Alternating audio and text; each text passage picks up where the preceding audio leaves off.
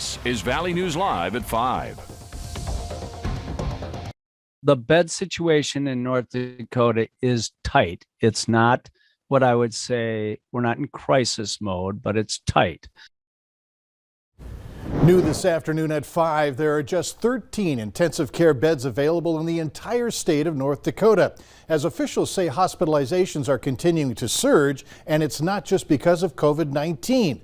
Valley News Team's Bailey Hurley spoke with doctors across the valley today on what this means for future emergency situations.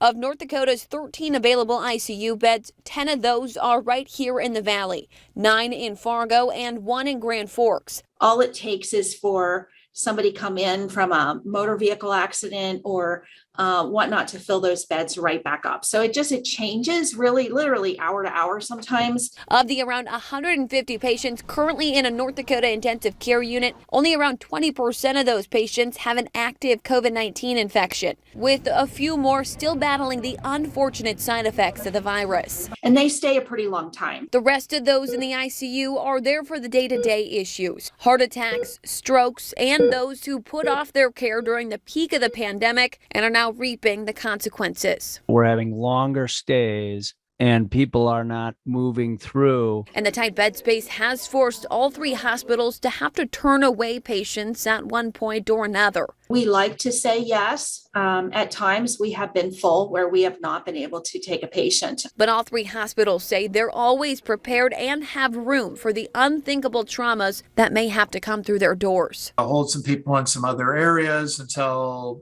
beds can clear up. We can even give ICU level of care in the emergency department needs. So we have a few things that we can do to manage. You always want to hold a couple beds available because you never know when there's going to be a bus crash or anything like that. And we have to be able to serve the community right away. Bailey Hurley, Valley News Live. North Dakota continues to deal with a healthcare worker shortage as well. So far, both Altru and Sanford say it hasn't played a major role in impacting ICU bed capacity.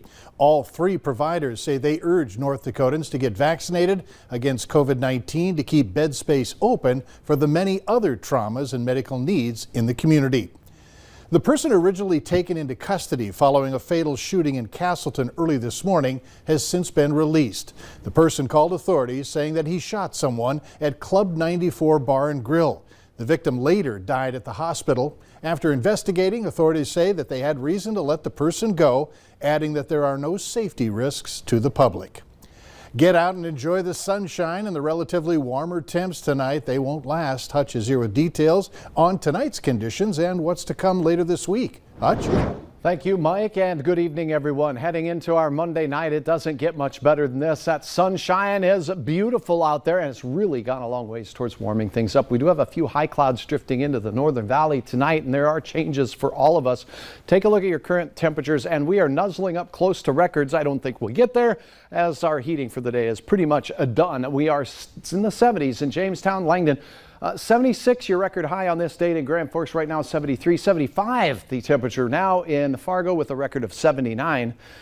We had 81 last hour in the Gwinner area. Here's a look at your planner tonight. Get out and enjoy. We will have increasing clouds and the south wind will do a switcheroo, and by morning north winds will usher in some big time change. Now the change begins and it continues right through the late week, and in fact we're expecting our first hard freeze for many areas as we close out our work week. First alert weather day for your day on Thursday. I'll have hour-by-hour details on that coming up here in just a few moments. Bit of a roller coaster. Certainly. All right, thanks. The children injured in last week's bus crash with a pickup are now out of the hospital. The driver of that pickup has been identified as 30-year-old Joel Shipley. Investigators say that Shipley was northbound on 40th Street, did not yield to the sign at the intersection. The sheriff's office also identified the bus driver as 61-year-old Todd Capps. He was heading eastbound on 190th Street North. Once that investigation is completed, a report is expected to be sent to the county attorney, who will determine whether charges will be filed.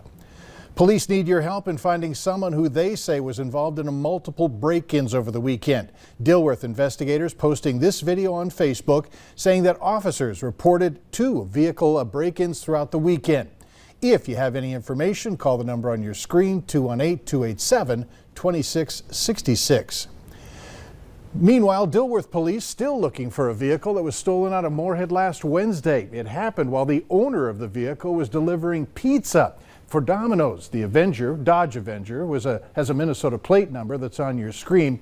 If you see the car, contact authorities, which is also a number on the bottom of your screen. An emergency can happen at a moment's notice, and treating kids can be quite different than helping adults.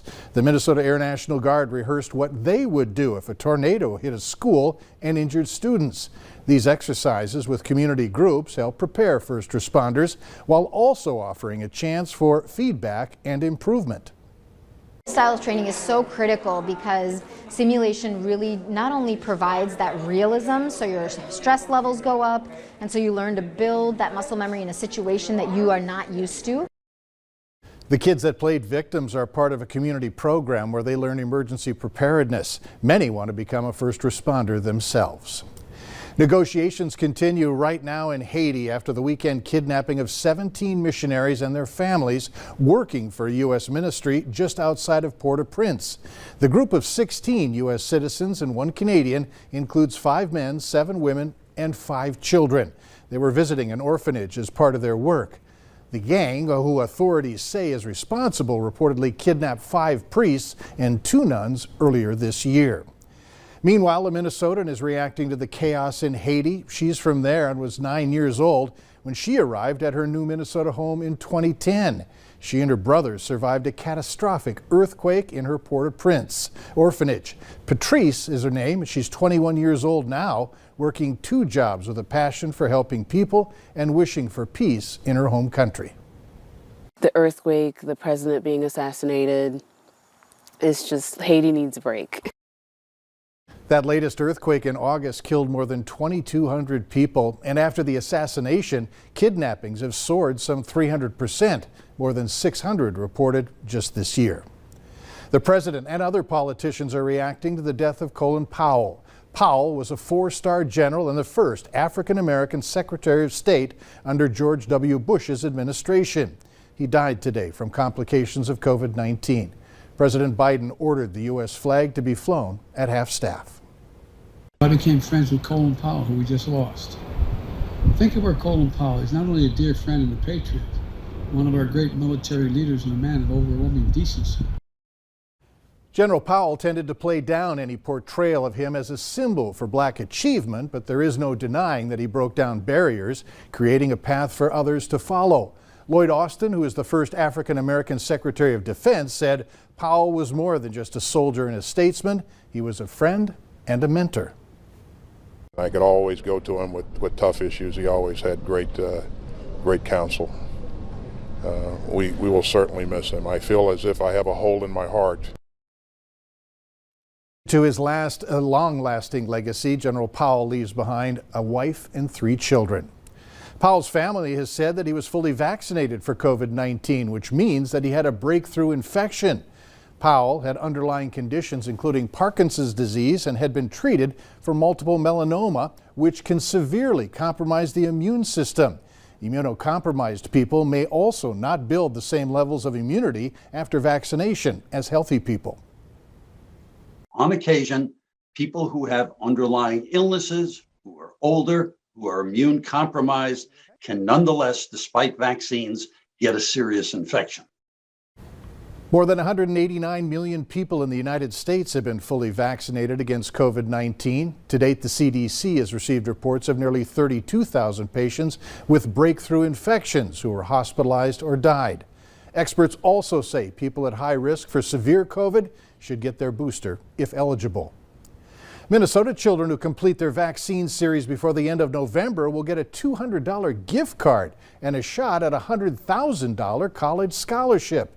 The incentives are available for those between 12 and 17 years old who complete their vaccine series by November 30th. Only those who complete their series by that deadline will receive the card, but those who complete it this year will be eligible for the scholarship drawings. The governor's office says 5 drawings will be held in November and December, and the first one will take place on November 19th. Governor Walz says the state of Minnesota is launching this program to keep schools and communities safe. to highlight the importance of keeping our kids in school, keeping them doing the activities that are healthy, not just their intellectual learning, their social, emotional, their athletic pursuits, their extracurriculars, all of those things that we know being in school has positive impact. And so we're here today to know that one of the big pieces of that is getting our kids vaccinated. According to the Department of Health, only 49% of children ages 12 to 15 and 56% of 16 and 17-year-olds in the state are fully vaccinated. Later on Valley News Live at 5, which items are getting harder and harder to find on our store shelves? And our weather tonight you could describe as super duper. Temperatures approaching records right now, but we have big time changes. If you put the laundry on the clothesline Wednesday night, this is what those pants might look like on Thursday morning. A hard freeze on the way. Your forecast is